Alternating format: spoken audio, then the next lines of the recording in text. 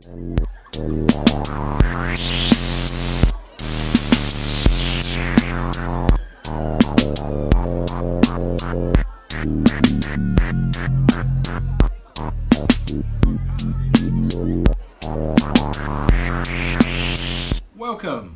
Hello.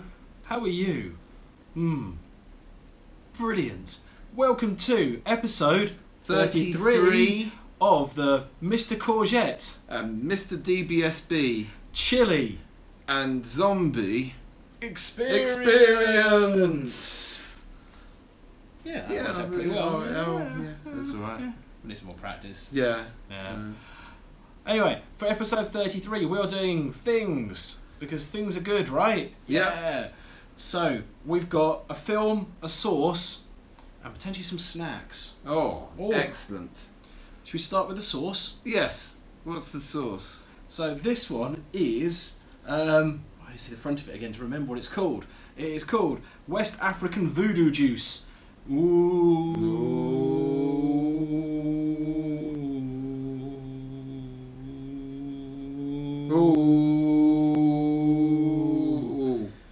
Yeah. It looks pretty cool. It's got a little voodoo doll with it. You know, what's not to love about a hot sauce that comes with its own voodoo doll? Also got some pretty cool branding there as well. And it looks... He says trying to find the ingredients. It says red Savina mash. Oh. Savinas. They're a renowned chili. Oh.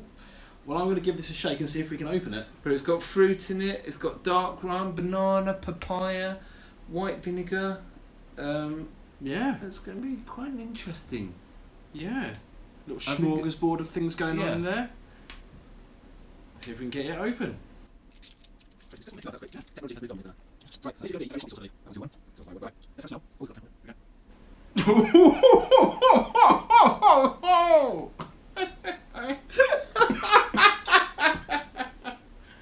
It was just smelling oniony to begin with, and then suddenly it goes. Yeah. Let's see how this one works out. Yep. Okay, let's try and give that another smell. See if it opens up on the spoon. Definitely a bit of fruitiness in there.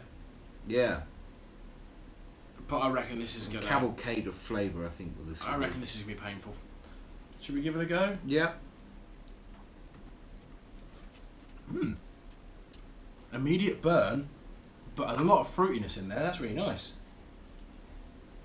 Oh, it's quite a bitter aftertaste after the initial fruitiness, but that's punchy. Got good sweetness. The first bit I got was the sweetness. It sits and builds up. Oh, that's quite hot. Good sweetness there. Yeah, the sweetness. Even at the end, you've got this little bit of sweetness just hanging around there. Definitely the papaya and banana you can taste. Yeah, I really like that. Very fiery. Yeah, you're not going to need a lot of that in a dish. It's not a dipping sauce. It's far too liquidy for that. Maybe add some mayonnaise or something, or rice and beans, or some something thick. Oh, coleslaw. That might be quite cool. Yeah. Yeah, if you want to make a really extreme coleslaw, that's really good. West African Voodoo Juice, everybody. It's a bit blooming hot. It's good. Yeah. So, I'm giving that a thumbs up. Yep, give it a thumbs up too. Thank you, Captain Thom's Chili Pepper Company. Yes, you've got a good. Excellent. Yes. Right. We have a snack to try as well, but I think we'll do that later on. Yeah. Yeah. Okay. What film have we got for today? I'm glad you asked, DBSB. We have Zombie Holocaust. Oh, it's an original video nasty. Back from the days when you got things on Betamax. Excellent. With characters such as Dr. Butcher, MD. Is that his real name? Let's say yes. Okay. It is a brand new HD master from the original camera negative. Ooh. Posh video nasty. Yeah. Yeah, HD video nasty. Ooh. You'll be able to see the viscera glistening properly. Ooh, get you and your glistenings. Yes, Zombie Holocaust. Isn't it? We're going to get on with watching this and we'll report back in a bit. Wow. That was Zombie Holocaust. Oh. Well. Where do you want to start? But first of all, it's interesting how tastes and fashions have changed. Okay. Because this was originally one of the banned video nasties in the 80s, and I would say a Bone Tomahawk, Okay. the cowboy and cannibal film that came out a couple of years ago, was more horrific and distressing. Well, you've got to consider this. that the fad for sort of the torture porn horror film these days, and the idea of making everything more shocking than the last thing, has made a lot of what were the video nasties at the time look a little ham-fisted. Yeah, well, but that I mean, it's a video nasty. There's a lot of chopping up and ripping of guts and stuff that doesn't look real, but at the time would have been it's not absolute necessarily shock and awe. about it being unreal. It's things like Day of the Dead or Dawn. Dawn of Night of Dawn. The one in the shopping mall. Dawn of the Dead. I think. Day of the Dead? Day of the Dead. Yes, that one. I'd say that's got more gratuitous gore in it, and it's just interesting. But anyway, we've seen a lot of films with a lot more gratuitous gore. Yeah. I think the scene gets set beautifully in this. In that the first scene, no dialogue. No, yeah. Really atmospheric. Really builds you into the film. Is it a zombie film? I would say it is a cannibal film with reanimated corpses. And then you go into the whole thing of, is Frankenstein a zombie? I mean, spoiler alert. Mad scientist putting human live brains into dead corpses. Zombies. But they didn't do the proper zombie thing. No. They sort of kind of lurked around in the bushes. No, but they continue to decay in their reanimation, which makes them more zombie-like. Apart from the bits that you could see under their clothes, they looked pretty healthy. Really? Yeah. I had not noticed that. Their faces, and then when their shirts lifted up, it's like, yeah, that looks like a fairly healthy person underneath there. But you've got to have a budget for these things. Yeah. You know, you've got to put your budget in the right place.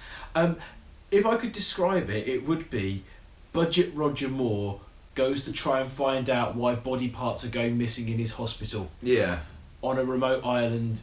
In the Moluccan islands. Which are off the Philippines and Malaysia. It had a bit of everything. You know, it had some cool, innovative deaths. Yeah. I think it had my favourite zombie film death so far from everything we've seen. I think I know which one you mean. Yeah. The outboard motor. That's my favourite so far, I think. Because it basically looked like he was brandishing a whisk. Yeah. But yeah, the thing that I really did like about it was the soundtrack. Soundtrack really cool. Modular synth kind of atmosphere, drones and wibbles. Yes, I can see your lights of inspiration going as we're watching. Yeah. But yeah, it's quite slow.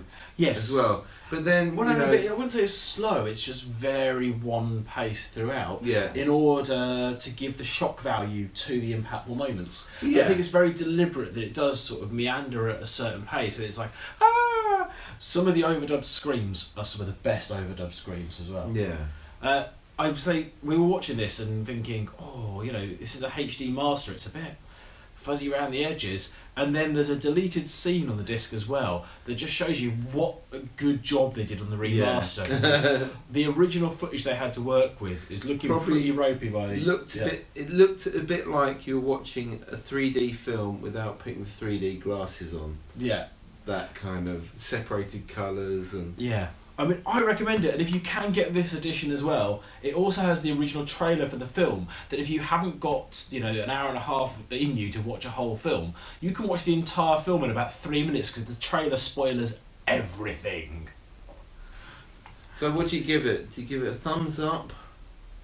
I give it a decaying thumbs up that's been half eaten by a cannibal. I give it a kind of... Oh! It's not thumbs down. It's somewhere between thumb halfway and down. No, I'm going thumbs up for that one. I like that. I think we've seen better bad zombie films.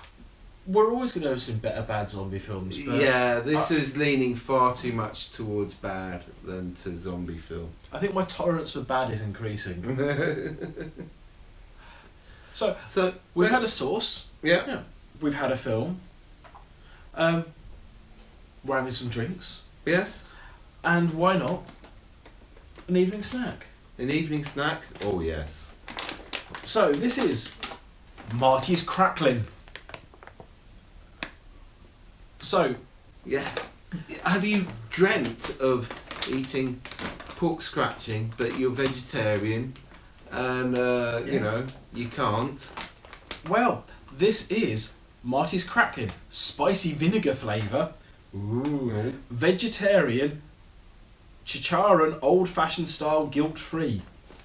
There you go. With 0% trans fats. Ah, I hate it when I get loads of trans fats. Exactly. There's even a spice rating on the back with some of the best drawings for spice rating I've seen. That might not show up, but hey, we'll give it a go. Yeah, they look fucking disgusting. Paul, pardon my French. No. PG-13, PG-13. No, you just watched the video nasty, so we're all right. That's fair enough then. They look disgusting, but I think we should give them a go. Yes. They're not on the hot scale. They're the lowest in the hot scale. Yeah, they're the lower end of hot. But hey, I used to like pork scratching. Yeah? Yeah. What did you do when you found that had a hair on it? Eat it. Was this back in the day with like when you had the peanuts on the card and you used to take the card and there's a picture behind?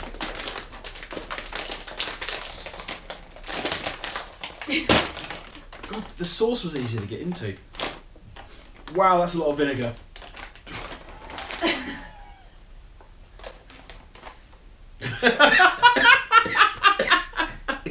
Vinegary. These are, between the sauce and the snack tonight, these are the two strongest smells we've had of anything we've tried in this entire series. I mean, they look... You've got fair enough, let's do it down the hatch. Yeah, I can tell it. Yeah. It really is a pork scratching, crackling alternative. It's got that. It's got a little bit of kick of chilli to it. It's really nice. A little buzz of chilli. The vinegar isn't as overpowering as the smell alludes to. I'm trying to think what the texture reminds me of, because it's not crackling. It's something else, which doesn't really help, does it? It reminds me of some sort of crisp variant, but I can't think what. But they're pretty awesome. Oh, yeah. I like these. Yeah. Yeah. They're a keeper. Yeah, definitely. I recommend those. So, yes, that's the end of episode 33. Cool. Join us next time for episode 33 and a third.